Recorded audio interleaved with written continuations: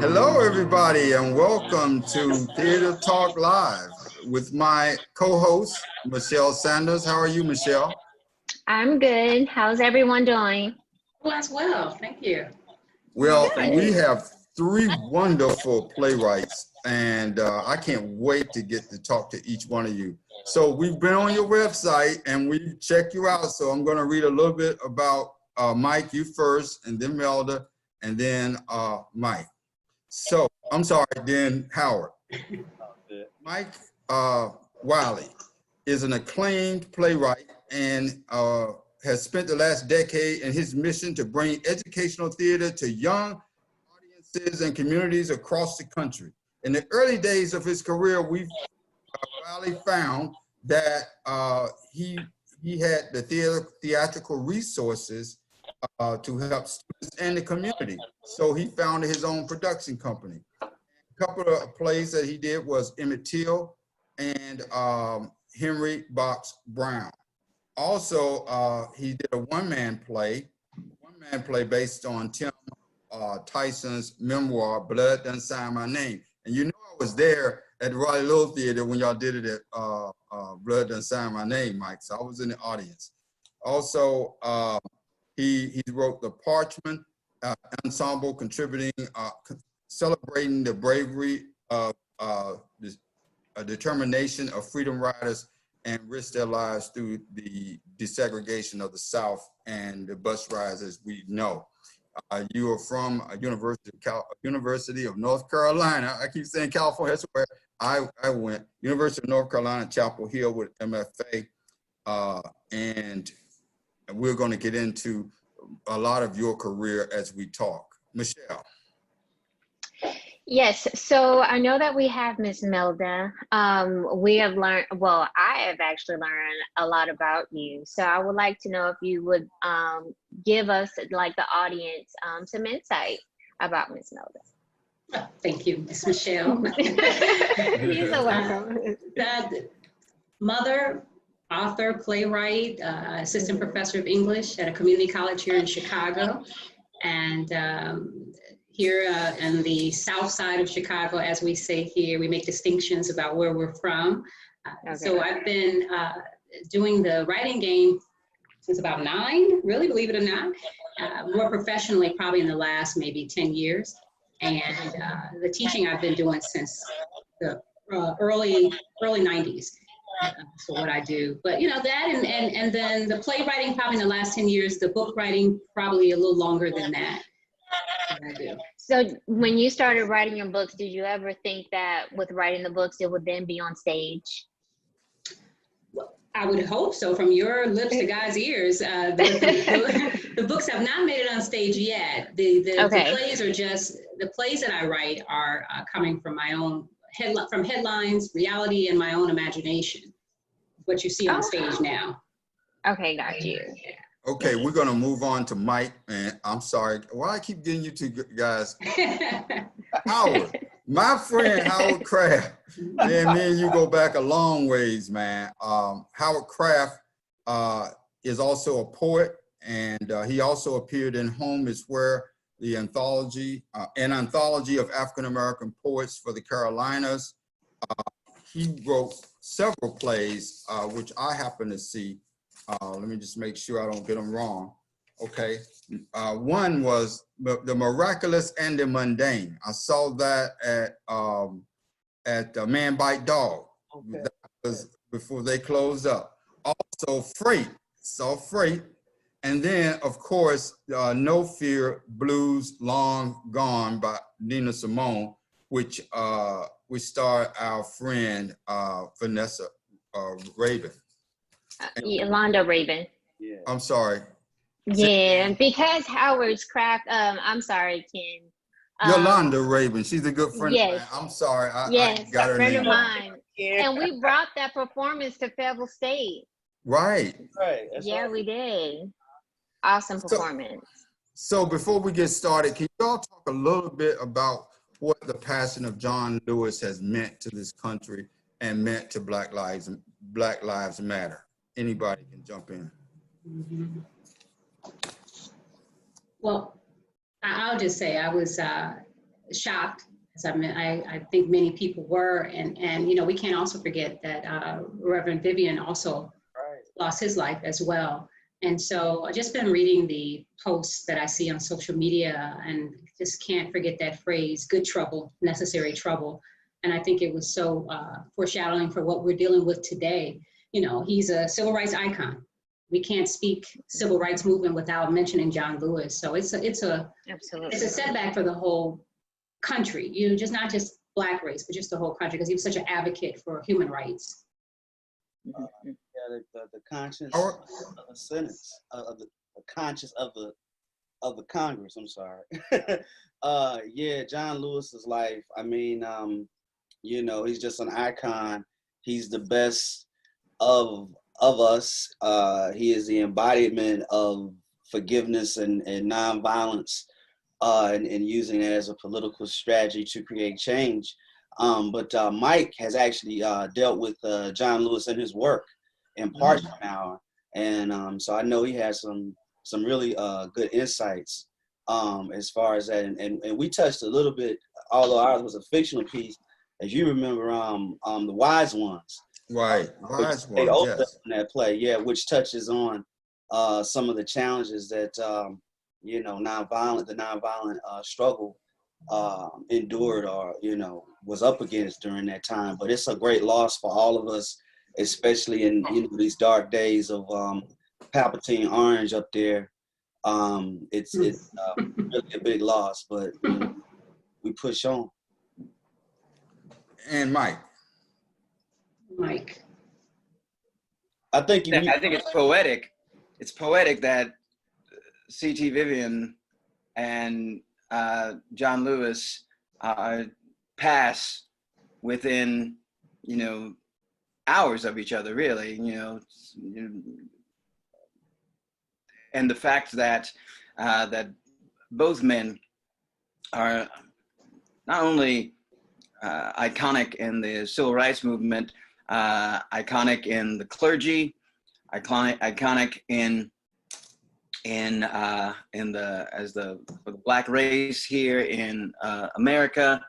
John Lewis specifically, and his ability to forgive, his ability to see the men and the women who did what they did to him in the 50s, who did what they did to him in the 60s, and then here to see what people say about him, as Howard said, Palpatine, say about him, you know, still the wounds run deep, but somehow he always managed to rise above all of those things, which kind of made him an interesting person to always be able to write about and include in a couple of my plays, just because he was always such a force for good and looking for the beloved community in the way that he was always either seeking it, or perhaps he even believed that he had created a beloved community and was merely just always fighting the forces that were constantly trying to dismantle it. So we've got to ask ourselves at times, what's the beloved community that he was attempting to create, or had he already had a part in creating it, and now it's upon us to continue to fight against those that would be willing to disparage it, but not only disparage it, but tear it apart and tear it down. Yeah, we have a fight that's on our hands right now with this current administration, and trying to take us back to the days way before John Lewis was here. And speaking of Wise Ones, I was actually in the cast of Wise One in 2005 at University of North Carolina. Had to get that in. But anyway, you guys talk about your backgrounds a little bit. I'm gonna go around. Let's go with Howard first. Tell the audience a little bit about how you got where you are now. Well, man, it's, you know, as I look back on it, it's hard to believe that, you know, it's been that long. It's about 20 years now, just about. from the time that I had my first play produced, which was The House of George.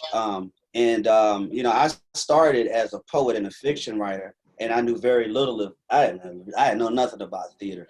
But Karen Dakins Rock, who you know very well. Yep, a friend of mine. Yeah, my mentor, she started a contest at the university called the New Play Project.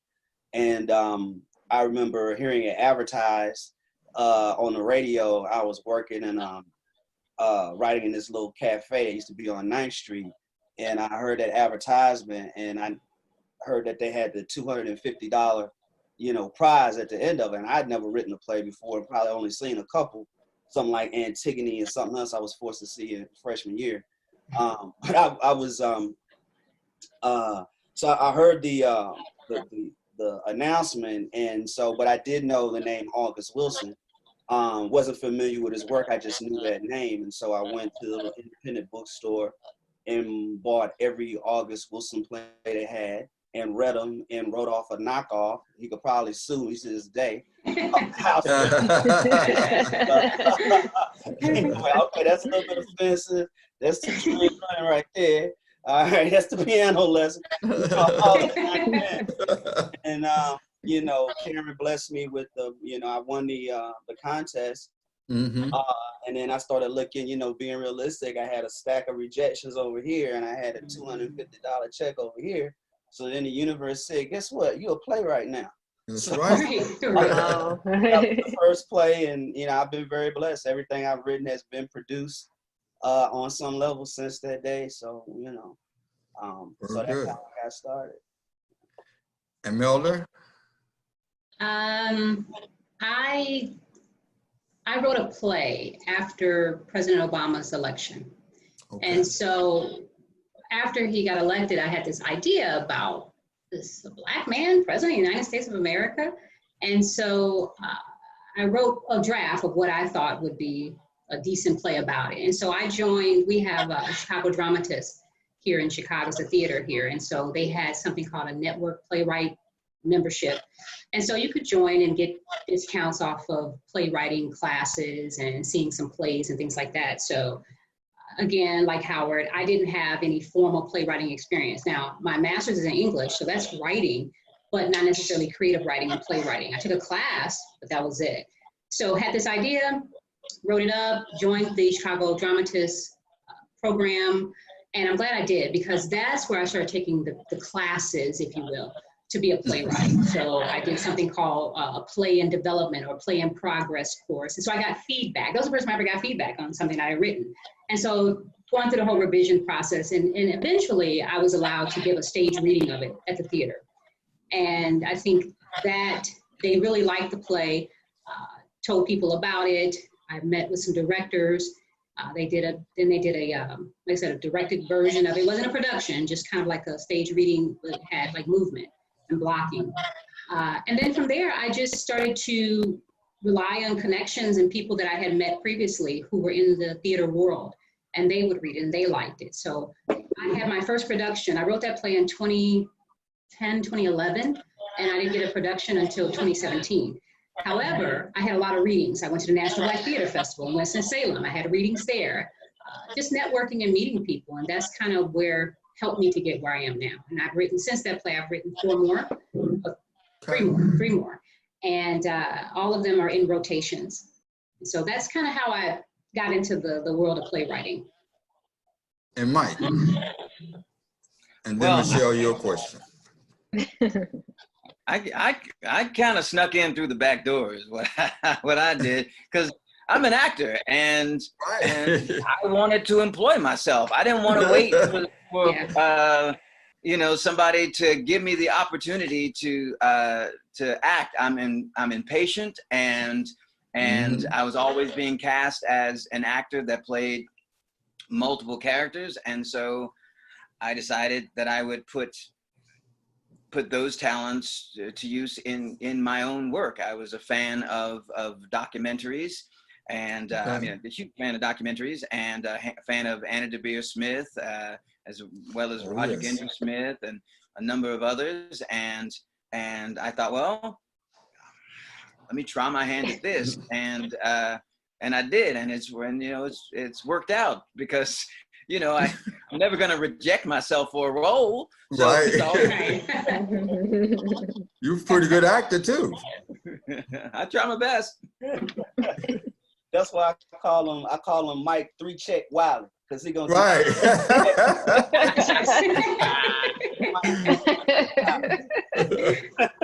Like a Swiss Army knife is what I am. Right. Okay. Michelle?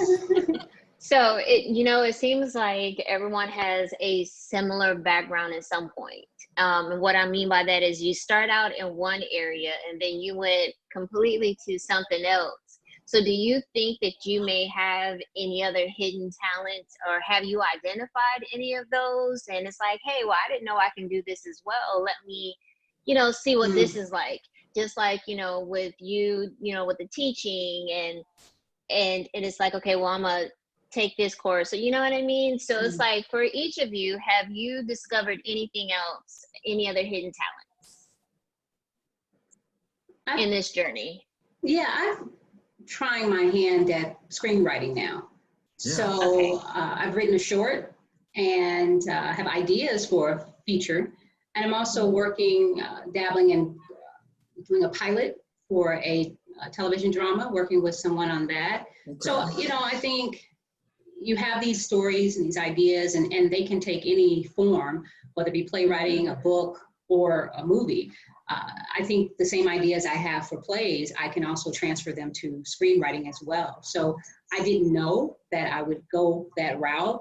And again, it's the same arc. You're using the same arc as in playwriting. It's just short. It's much shorter. But then in the feature length, it's a lot longer. But so I guess I'm developing, moving and transferring into another writing genre, if you will. Yeah. Okay. And I know that Mike said he's just going to jump in there. So Mike, have you jumped into a talent that you stumbled across? I think we lost him. We lost him. Oh, we lost him. Okay. Go ahead, Howard. Go ahead.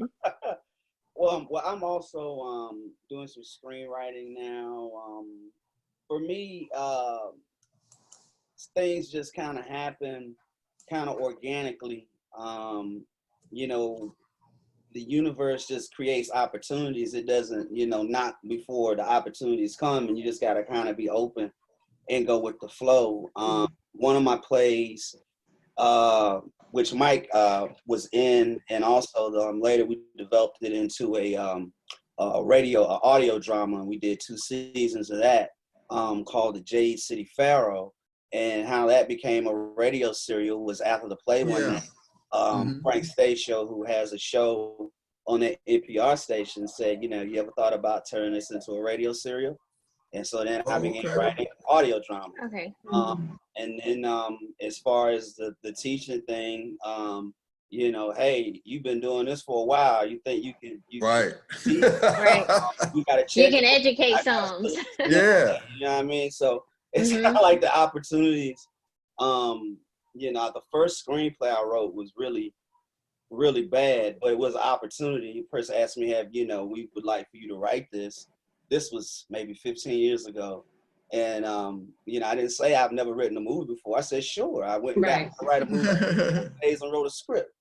We ain't gonna talk about that script. I've learned. So for me, I think, and this is kind of what Melba was saying. I think the art of storytelling. I always say I come from storytellers. My grandmother, my aunt, I grew up. And there's a craft to telling a story. There's an art to it. And once you can tell a story, everything else is just a form, Right. That into the form. But if you don't have the elements of how to tell a story, it doesn't make a difference if it's a play, if it's a novel, if it's, and so it's that. And then it's just understanding the particulars of the particular form you're using. Like, if you're screenwriting, then, you're thinking about how to tell a story visually. Right. If you're writing a play, you're thinking about how to move this forward. Your main vehicle is dialogue. If it's a radio, that you're using, you know, the stage is the audience's mind. So how do you create, you know, conflict in the mind to use the mind as a stage rather than, you know, the limitations that you would have. And some things are closer to different forms. I think that, you know, writing a radio drama or even writing a screenplay is closer to writing a graphic novel than it is to writing a play. Right. You know, I think that, you know, writing a pilot is or developing a television series is more related to writing a novel, you know, because you have characters over a long period of time. Right. One particular conflict that has to resolve one way or the other in 90 minutes or so. So, but it's all the basic elements of grandma, you know, telling you the story. Right. Yeah. Stole that apple pie. It's the same, you know, character, conflict, resolution, all of the elements are there. And I think that it's something that, because as African Americans, we come out of such a strong storytelling culture. It's just a matter of learning, Absolutely, a particular form, and you know, and you can learn anything if you have a desire to learn it. Right. You might want to repeat your question to Mike because he wasn't on. Mike, we lost you. What happened? Yeah. Spectrum. No. Spectrum funny. Technical problems, right? Spectrum. All right. So the question that that I was asking earlier was that, you know, it seemed like everybody has a similar background. You know, they started out in one particular area and then they have found, you know, their talent or a hidden talent, you know, in another area. So is there any other hidden talents that you have discovered during your journey that you know, just jump into it? Well, you know, popping and locking is something I've been really trying to. Show us. No, Right. A live performance. Our crowd knows I'm lying. Okay, so for me, because my plays are kind of cinematic, you know, I write them because growing up, I didn't see plays growing up. I saw movies growing up, you know, and so I come from a world of going to see, you know, a matinee on a Sunday afternoon after church, or you know that, or then getting into high school and going on a Saturday afternoon. Never, not really going to see plays per se. Even though I acted in plays in high school and so on and so forth, but that just wasn't something that we did in my family or my community. We wasn't, you know, it didn't seem like a place that was necessarily welcome to us, or welcoming to us. So when I write in a way that I see movies, and the way that movies sort of unfold in front of us in that way. And really, I've always wanted to direct film. And so, me too. You know, because I write my own work, and then oftentimes I'm in my own work. And then I've written ensemble plays as well, but oftentimes I'm in my own work. So in doing that, I'm sort of toying with the idea of directing through all of that, because I have an eye and for what I want, and I put it as much as I can down on the page. In fact, often a director will look at me after reading the script and say, "This is going to be interesting putting this on stage." But you know, it always manages to work out really amazingly, to really the credit of the director, because it's not easy putting some of the things that I imagine and envision on stage. But my hope now is, as I'm getting older and sometimes too old to play some of the characters that I wish that I could play. So I want to explore the world of directing films. And because I know some, you know, really great writers, Howard Kraft, I know that there's always going to be, you know, and you know, Howard. I mean, now I know Melda. Melda, yeah.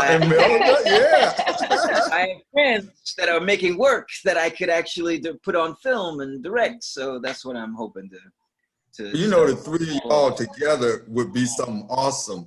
And to further talk about what you were just talking about, my background, I had 20-year career in broadcast television and doing documentaries. And when I got into theater, and I start seeing that difference is that you do have to have dialogue. And now when I read other people's plays, especially young playwrights, I have to tell them, this sounds like a film. This doesn't sound like a stage play, because a stage play has to have the dialogue on it. So my question, without me going on, is where do you guys get your stories from and your inspiration for your stories? And I want to go to Melda first, because I just happened to peek at some stuff on your website when that one monologue that y'all did when you were on TV and Oh, yeah. did that monologue. That's some deep stuff. And I can't wait to finish this play. So where do you get your vision from? So that was in Pittsburgh when they did a production of Front Porch Society. And Right. so a lot of it is, you know, and I think Mike and Howard spoke to this, it's the culture and tradition in which we grew up. And so I remember listening to the older folks talking when I should have been probably outside playing. I'm listening. I like to sit at their feet, if you will. And so that history, those traditions, that universal language that we as Black people have, that has inspired a lot of my writing. Like, my writing is seeped in the Black experience, particularly Black women, as a Black woman. And so I like to write about their strengths, their accomplishments, their traditions, language, rhythm, etc. And so I think I'm inspired by that, and then how it manifests itself in life today. So, like, for instance, with my first play, again, I was inspired by this history of electing the first Black president. And even beyond that, what did it mean for Black people? And so, you know, I just take, like I said, rip it from the headlines. And also what was happening in Chicago at that time. Emmett Till, where he's buried in Chicago, there was a scandal at the cemetery. So, you know, you're taking this sacred act of burial for us, and what that means and how anyone in the Black community would feel about that, juxtaposed with this election of this Black man and how we would feel about that. And so I'm inspired by our people. I'm inspired by what we experience, what we have experienced, and just remembering the stories. You know, I like to recreate the stories. I love to listen to stories. I love to recreate them. So that's probably, yeah, that's the catalyst for my inspiration. So, you know, the play, I'm sorry, was it 30? 30 is, well, not the most recent, it's my third one, yes. Okay, so can you explain that a little bit more, share that with us? So 30 is like a generational play for Black women. It's looking at the generation of 3 generations of Black women, and they're all related. So again, I was inspired by the story of my grandmother, my great-grandmother, who lived in a nursing home when she came from Mississippi. She lived with her sister for a while, and then she was moved into a nursing home. My mother, my mother's sister, and my first cousin took care of her. They had a scheduled routine. They would go to the nursing home once a week. Each one of them had their own weekends, and I had to go. I was about 8 or 9. My mom would drag me with her. And so 30 is based on that experience. And that's a universal experience in our community. You know, they're not as much now, but we used to, our older generation, they were in nursing homes. And then you would see the family going to visit them and keeping them included and, you know, taking them out of the nursing home and making them part of the family. So 30 is about that type of family dynamic in the Black community, and with a little scandal in there. You gotta have scandal. And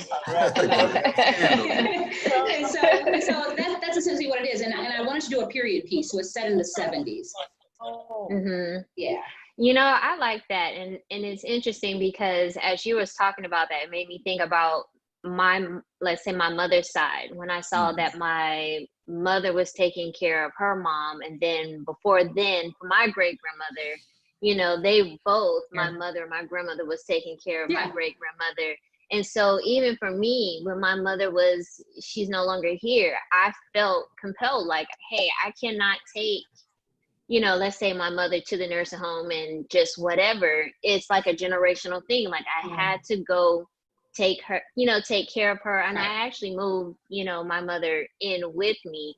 And but I did, like you said, I brought my daughter, and I have a son too, so they saw me, you know what I mean, as we go and take care of that. Exactly. And I get it.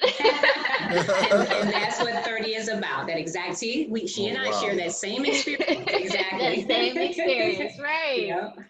And Mike, will you talk to us about your inspiration for Emmett Till? There's been told so many ways. Oh my gosh, yes. And you know, I just wanted to piggyback before I answer your question.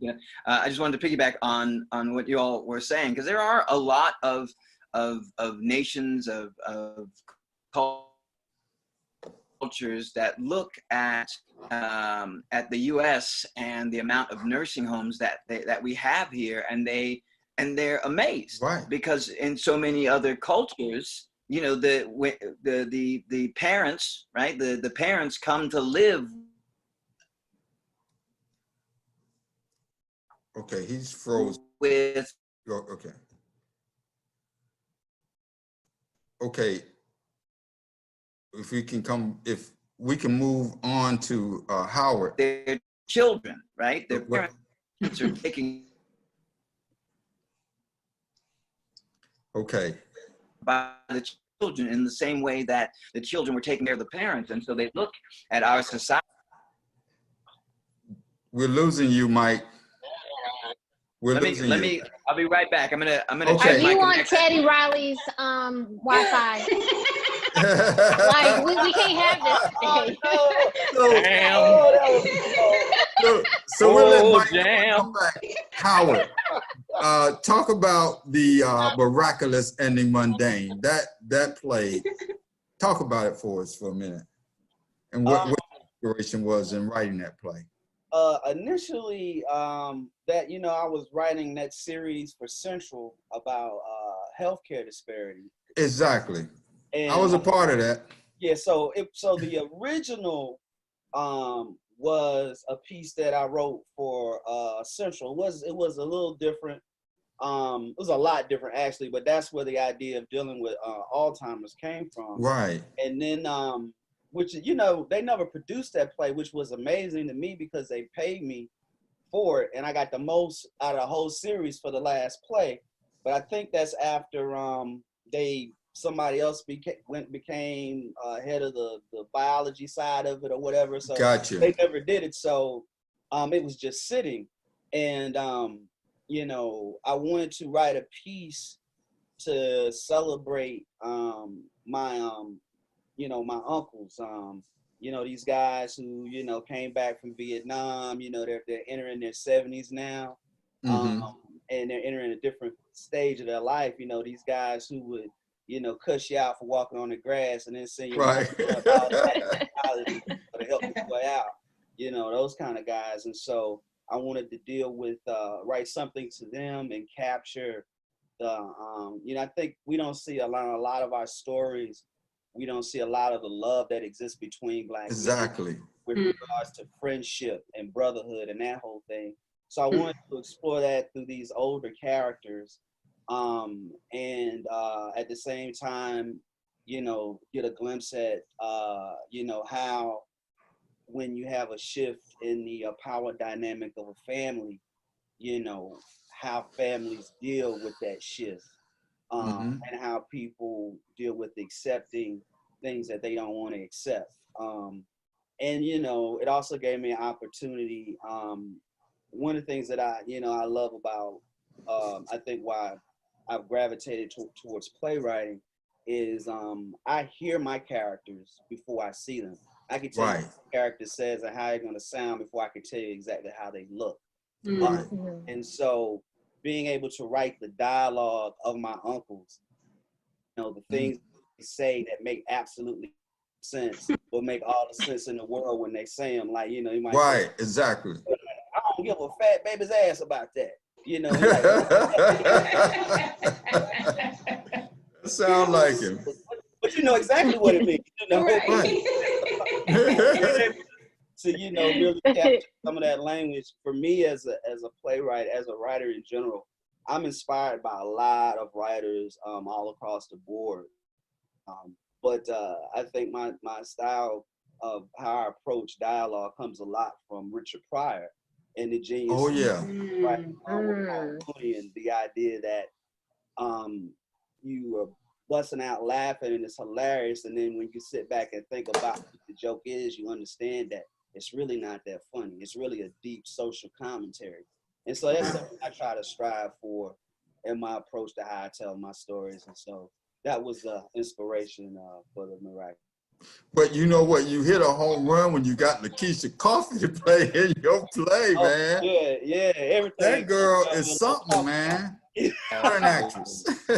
She is, by far one of the most incredible and most versatile actresses that I have ever worked with. And she never forgets to remind me, she auditioned for one of the plays we did at Central and right. And she never lets me I said, I ain't had nothing to do with it. Karen, right. Karen don't play that. So, but yeah, she is truly a gem for this area. And that's what's so sad about, among many things that's so sad about this COVID. She had some opportunities, like a lot of other artists that were getting ready to happen. And then this happened and everything got shut down. And so, but yeah, it's been she's been in several of my pieces and my best pieces, in my opinion. And with Mike in the whole Jade City from the play, we brought her over to the radio. She also played I created a whole character just for her. Right. You could have her in the radio serial. But yeah, she's amazing. So if you do something on actresses, you definitely want to make sure you get Lakeisha. Oh yeah, well I directed her a long time ago now, back in 2005, Okay. So we know each other. So Mike, come on with Emmett, since you're back. So, speaking of 2005, that's when I did the research for it. Okay. Called, Darhy, the Lynching of Emmett Till. And at that time, that was the 50th anniversary of his murder. And still in 2005, there were not it wasn't really a plethora of books about Emmett, and so most of my research had to be done through newspaper accounts. Right. And because I had this idea of a documentary film in my head, yes, I wanted to write it from that modality. I wanted to find a way to make the audience feel like they were watching it, and not only watching it from a number of perspectives, but also involved from a number of perspectives. Having, William Bradford Huey, who was a white journalist who interviewed for Look magazine and a number of other magazines. He was, Southern and really kind of looking for a payday is what he was looking for at the end of the day. But having the play initially start off with him from his perspective, and then moving from there with the feeling of, everybody is being interviewed by William Bradford Huey. And so therefore it makes the direct address to the audience work. It makes those moments that we might not have been privy to because they were private moments. It makes those work because it feels like it's inside of someone's head and they're retelling the story or the experience. And I really wanted to honestly share the story of Emmett Till, because at that time, right, if you look at 2005 and before 2005, with your mind back then, you have to realize that Emmett Till was a story that was slowly being lost, right? You can't look at it with your 2020 perspective, and Black Lives Matter and how the story has come back and been paralleled and told a number of times. You look at it in 2005, and then when I premiered it in 2006, you know, this was a story that was definitely feeling kind of new to white people, even white people that were living back then. Oh, I'm sorry, I did not know this story existed, which is Yeah. a tragedy, right? Yeah. And then the young people, because I wrote it, and I write all my plays so that a young audience, audiences of all ages can see them, appreciate them, learn from them. So taking that play into schools and communities, and having, even when I opened it, having parents bring their small children. I didn't realize 8-year-olds would be brought to the show, but when I would talk to those parents after the show, I would realize, oh, it's just like those parents who kept that Jet magazine with that picture of Emmett, showing Right. them that picture, telling them that this is in essence a cautionary tale, and you need to remember this story for the rest of your life. That's why those parents would bring their young children to see that play. Yeah. And it became the play Phenomenal. itself. As I started touring it around, it became, and the story became more and more known again, let's Right. say, because it truly was the spark that lit the civil rights movement. So as the story became known and known again, people would come and they would stand up and they would testify about their experiences. They would talk about their lives in the civil rights movement, or their relationship to the story of Emmett Till and where they were when they found out about it. So it really does become a play that's storytelling, but then ask for storytelling afterwards. That kind of Right. that church tradition that we have in the Black community, where there is a sermon, but then other people have an opportunity to testify after they hear the sermon. Right.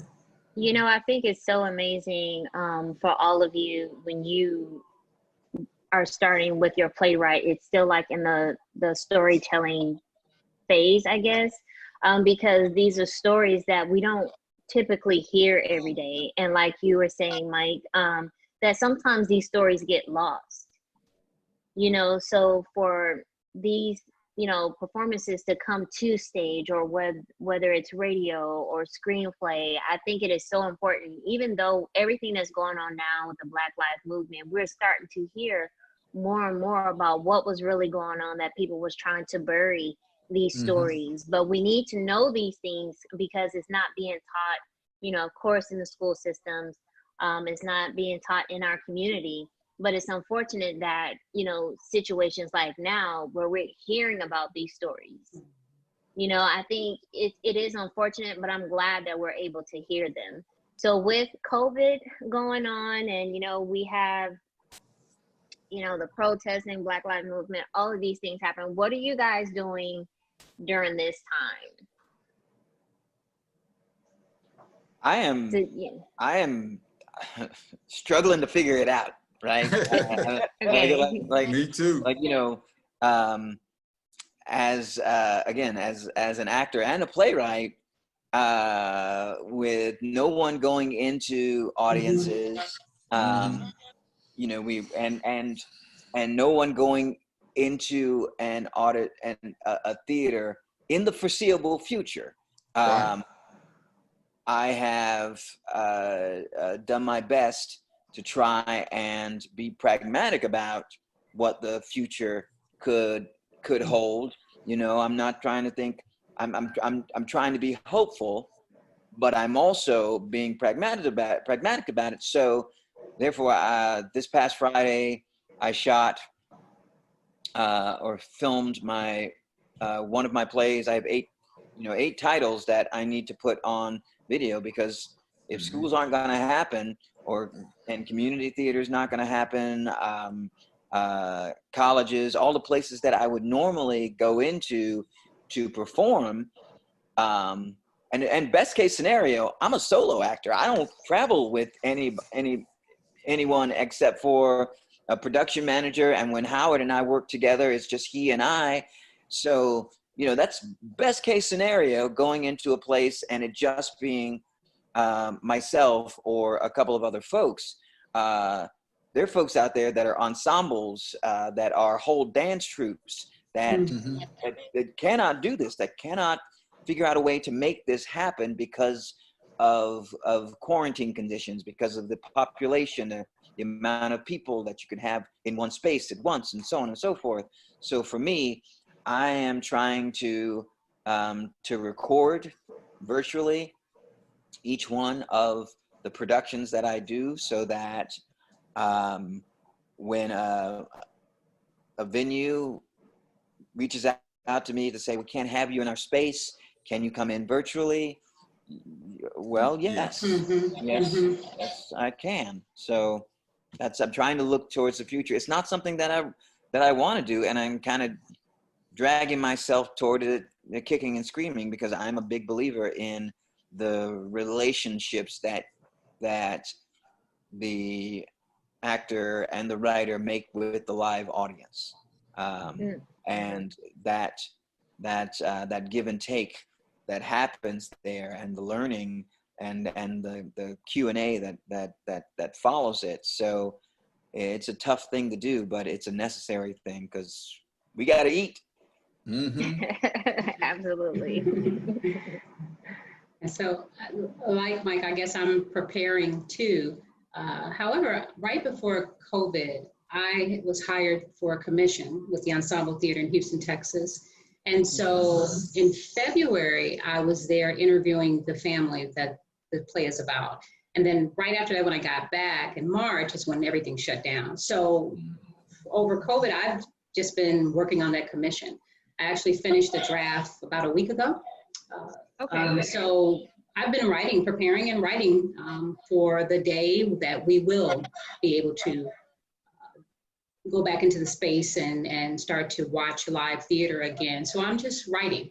I really have been immersing myself in writing. And I've been doing a lot of Zoom virtual readings.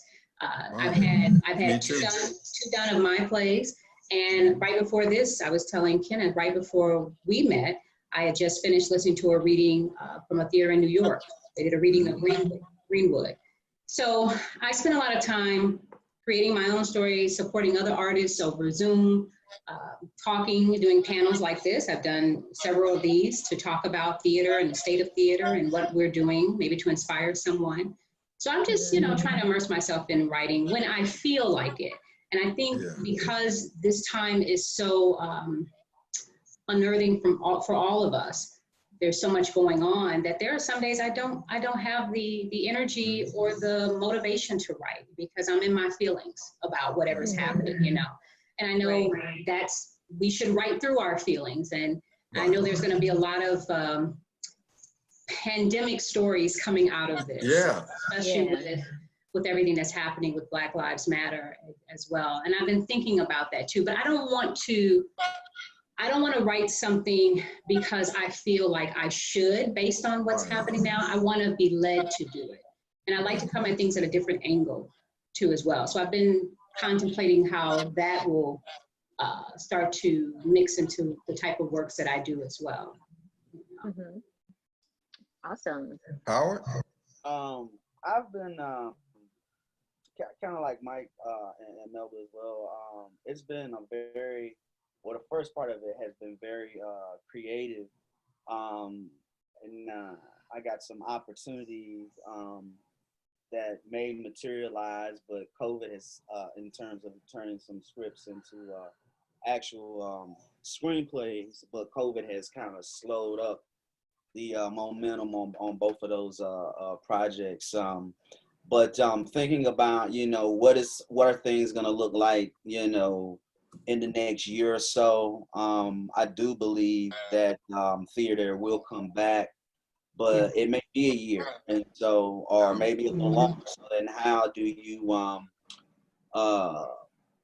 survive during that time, and then how do you make sure that you're prepared when the time is over, because it will end. I kind of look at it like the token, the two towers, when Gandalf tells them at dawn, look to the east.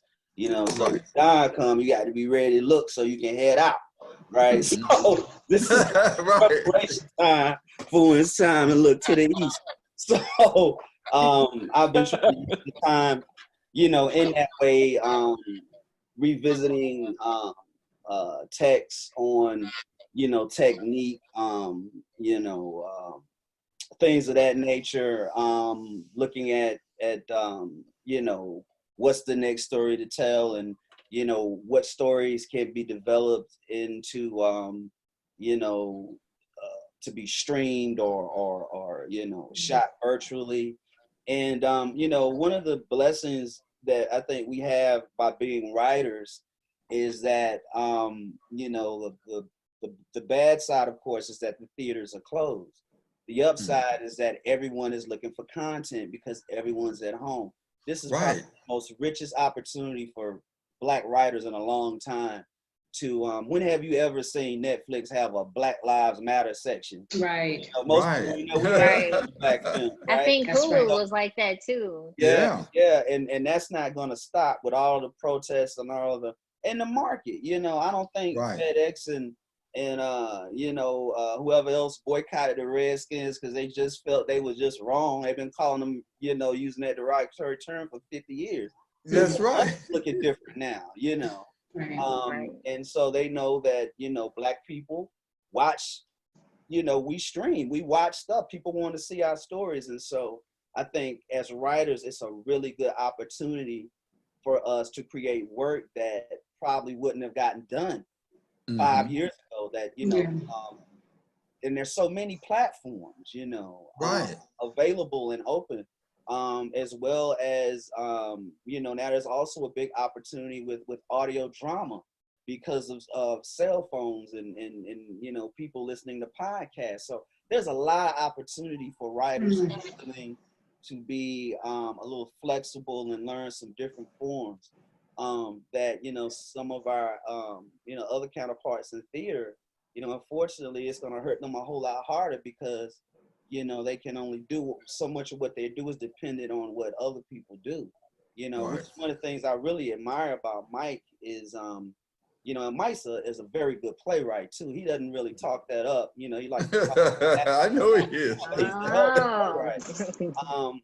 But the fact that, you know, he can create his own work gives him ability to survive this in, you know, a way that other actors that are majorly based in the theater are just not being able to do it because they can't create, you know, that opportunity to create their own work. So, you know, I think it's a rough time, but at the same time, it's a time that offers a lot of opportunity if we use it productively. You know, we're ready to come out like the hobbits and them, you know, when the east and the sun come up like Gandalf and ride Yeah. out. You know, we can ride out, Mike. Why? That's right. You know what I mean? So Yeah.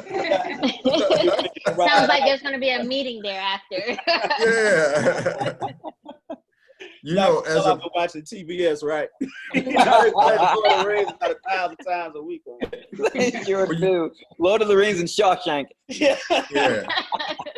But you know, as a playwright myself, I've got 2 plays I'm writing. I'm writing a 1-act and I'm writing a full-length play. But on top of that, I'm reading plays. I got to read plays for Agape because we canceled this season and now we got to look for plays for next season. So I got to read Melda's play. I got to read House of George, right? I still got to get that to me, and I got to read Mike's play. So maybe, you know, during this time, we can collaborate. But then again, all of us are teachers too. Every last one of us are teachers. And then we got a plan for the semester, whether it's online or whether it's face-to-face. Somebody talked about going in and just having 9 students in there separated, and we have that little guard on and Oh my God. This- Yes. but I'm going to be doing three online.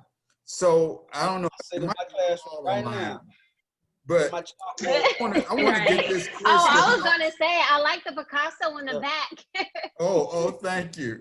Listen, I got to get this question out because this is one that everybody needs to deal with. What does it mean to be a Black playwright in a white world? And you guys have been hitting on this with all these stories.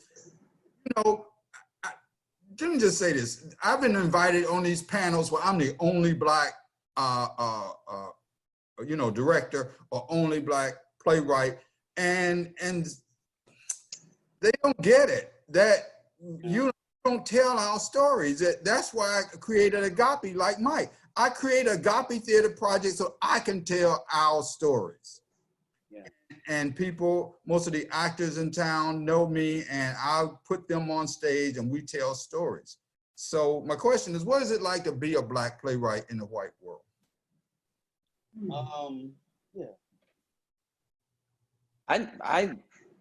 It's,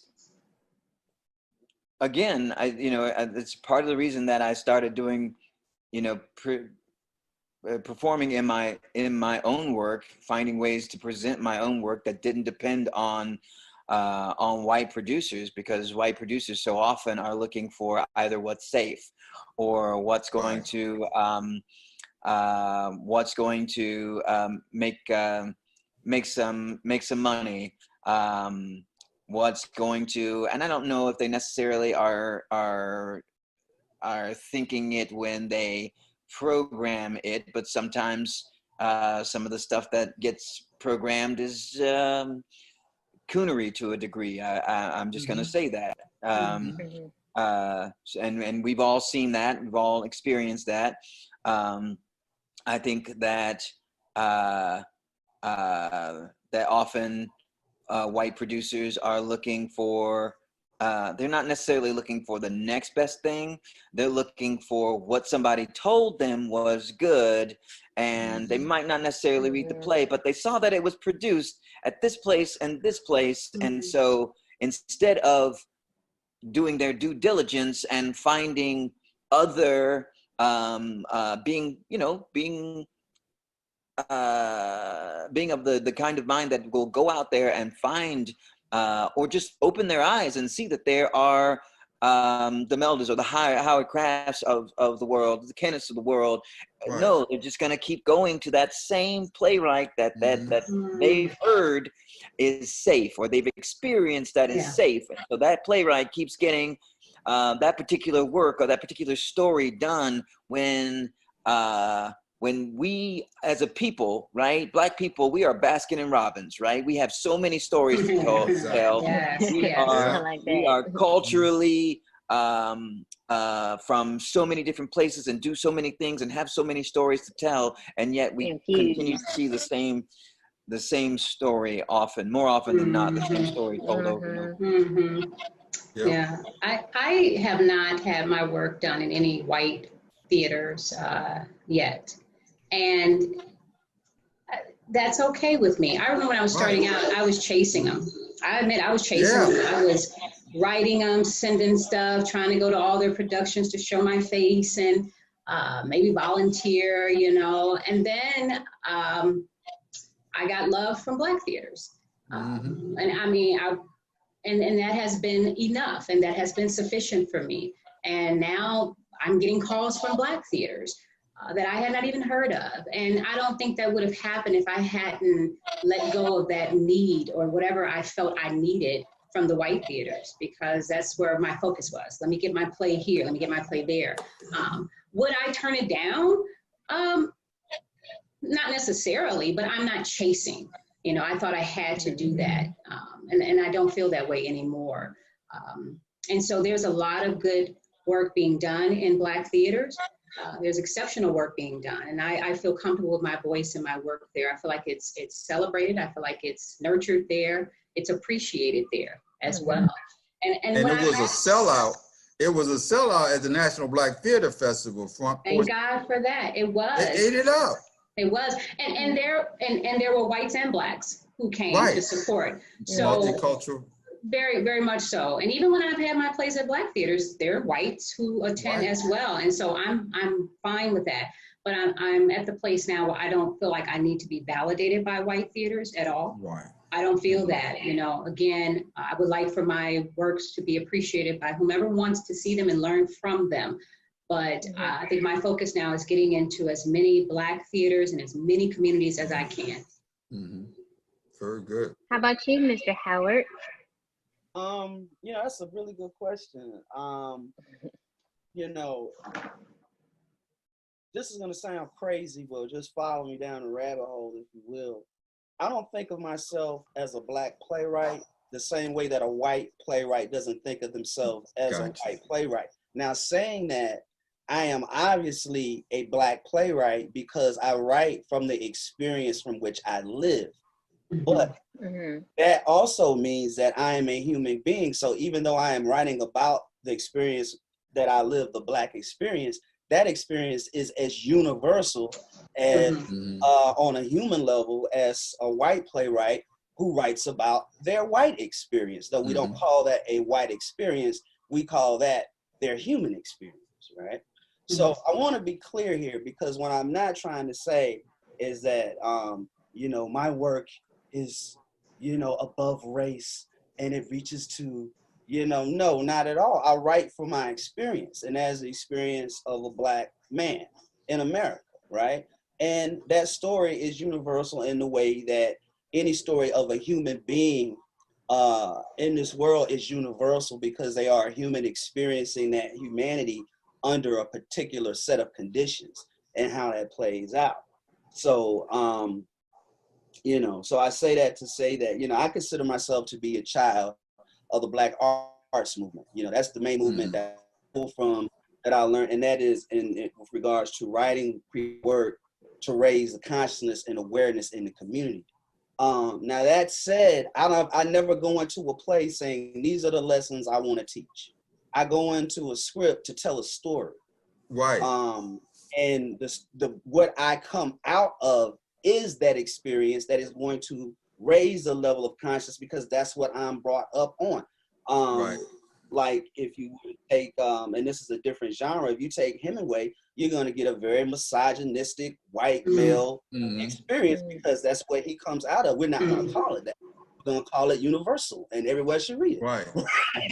But that's what it is. Yeah. I think it was Barker who said that, you know, Shakespeare, when you break Shakespeare down to the bare essence, he's a British nationalist.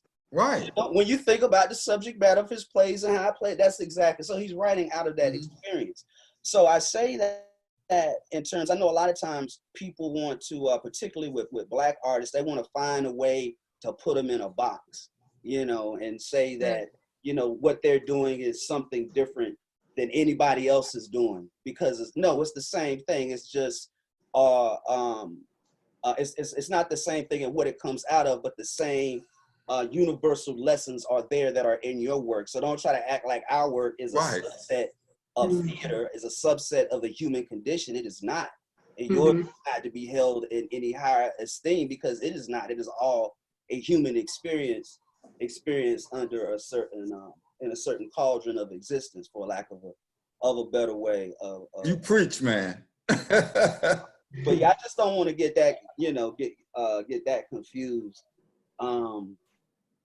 Because that's what I see, you know, when I look at, you know, name me any writer in the English language that's better than James Baldwin. Name one. Or Mira Baraka. Who has a better language than the English language? But they always want to act like he's writing a different kind of English. Right. You know, we don't look at him, you know, when we're studying African. No, he's one of the best writers this country's period. And y'all need to get with that, coming out of his experience. Right. And so that's kind of where I come with it. As far as chasing theaters, I think I'm the luckiest playwright in the world, because you know, everything I've written has been produced on some level, and that's coming out of, you know, that great start with Karen, and then, you know, work crossing over.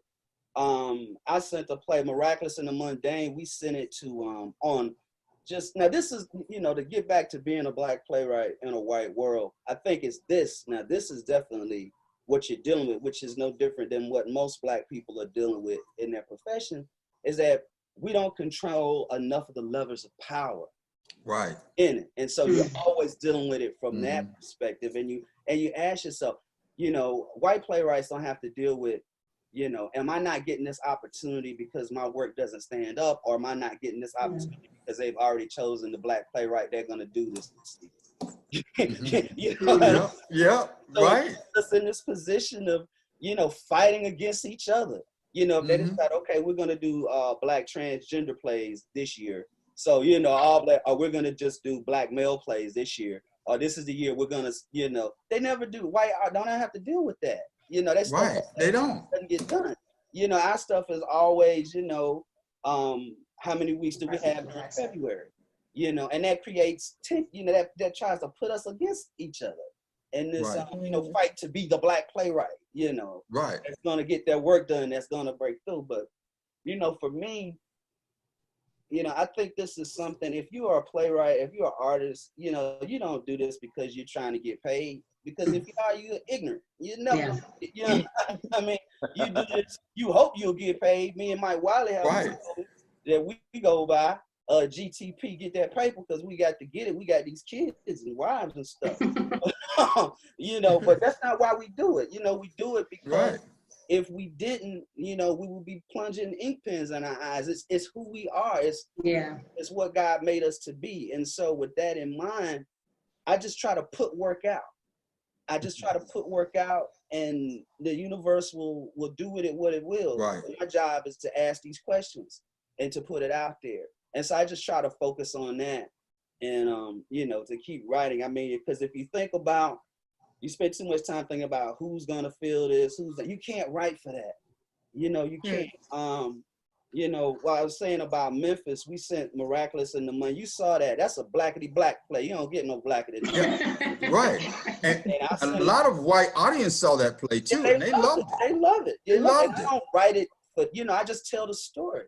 But Right. they love that play because the play is universal. Mm-hmm. You know, it's universal. It's about humans dealing with, you know, that kind of trauma, that kind of Right. trauma. And if I can appreciate that story, if it's, you know, a white couple in Wisconsin and the story's about them, why can't I appreciate that story if it's happening in the black community in Durham, North Carolina? You know, Right. because it's the same situation. You know, it's just a different cultural experience dealing with the situation. Yeah. Yeah, And you know, Mike has been emceeing at Raleigh Little Theater the previews, and I had a chance to have one of my plays in every time they did. You know, we do a little preview of each company, and a lot of the white patrons that come to my play said they saw it there. And Mike does a wonderful job. You want to talk about that just for a second? We only got a couple more few minutes left, but you're talking about the Black Theater preview that they do each. Yes. Right.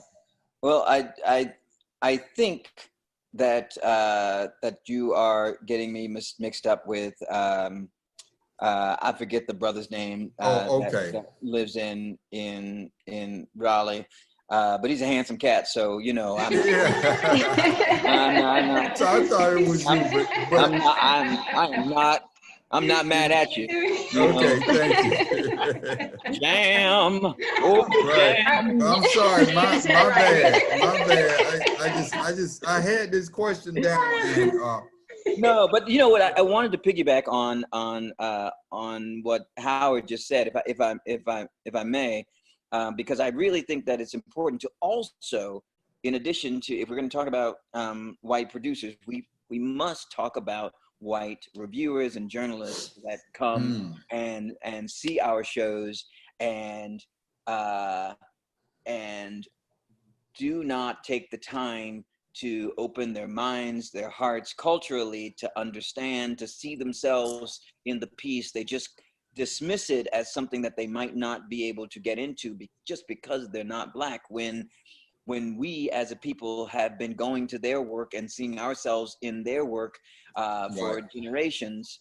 They need to do the same, or we need to have more Black people, more Black journalists, more Black reviewers coming to see our work, or being asked to review our work, so that our work isn't being dismissed simply because a white journalist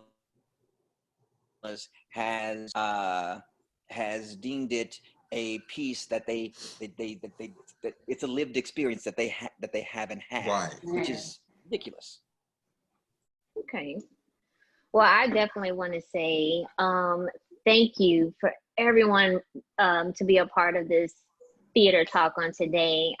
It has been very insightful. I learned so much. I mean, I'm not a playwright, but it makes me want to go and read some things. To be Yeah. honest with you, it's like, wow, all this talent. I mean, it is truly amazing. And I appreciate each and every one of you for everything that you're doing, from the novels to the screenwriting, playwriting, storytelling. Please keep that going. Please keep us who are not part of that informed of, you know, everything that has transpired that we just wasn't educated on or have not yet seen. Michelle, we got one more question. Remember, we always end with what advice they have for upcoming writers. That's a good one, right? Yep. I know, so I wish someone had told me to get out there, well, when it's safe to do so. Network, that's really important when you're trying to make those connections, because you can send your play to all the theaters in the world, and if they don't know you, they won't read it. And I had to learn that the hard way. It's really who you know oftentimes, and so you build those relationships. And if you can, any way you can do that, try to build the relationships, you know, go to the festivals, go to the conferences, support other playwrights' work. That's important too, to help you to make those connections and build that community, so that you can get your work out there and write. I just would piggyback off of what Melda said. I mean, that's the 100% gospel right there. In terms of everything she said, but definitely the networking. And that's something that I didn't realize early on. I was very fortunate. I got a lot of my stuff done locally and had a lot of support locally, but I could have moved a lot faster if I understood that so much is about the connections you make and who you know. And you have connections that you don't even think you have, you know, and you know, real shortly, Freight was the play that made it off Broadway.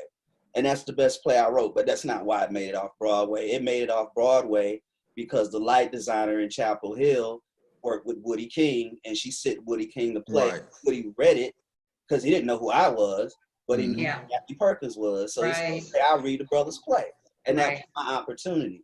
And so much is about, you know, those contacts, and we have them. You just have to think and be creative about, you know, it could be like, who went to church with whose cousin at that wedding, know somebody that works at the National Black Theater Festival. Let me get the, you know, so we really have to do that. And I think that's a good lesson, especially as African Americans, to understand our power as a group, and, you know, the 6 degrees of separation, and being able to network with each other and help each other out to push the work.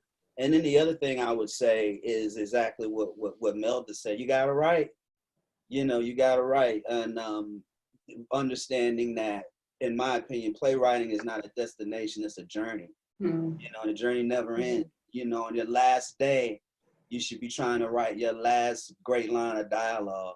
And if you keep that, you know, if you make it about what is the best, what is the highest of your potential that you can reach, and you focus on that, then your work will continue to get better and better. And so you just strive every day to be a better. What have you done for your, try to do, that's the last thing I say on it.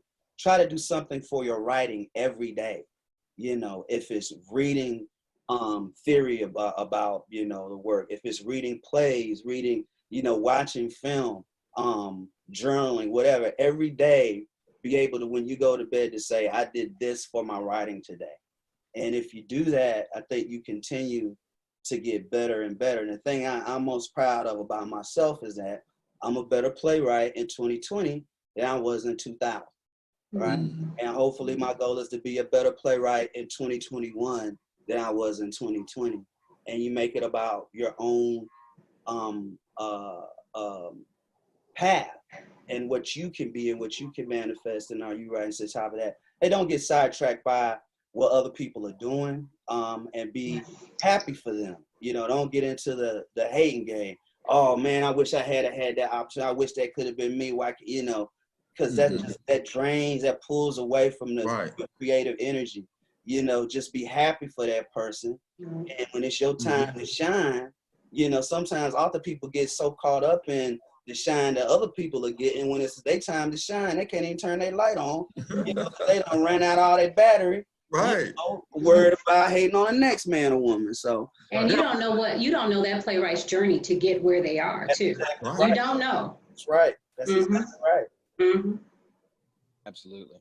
And I just want to add that, you know, I agree with everything that has been said thus far, especially honing your craft, right? Honing your craft, honing your craft, honing your craft, sharpening the saw, as that whatever that famous book was a few years ago, just always constantly sharpening the saw.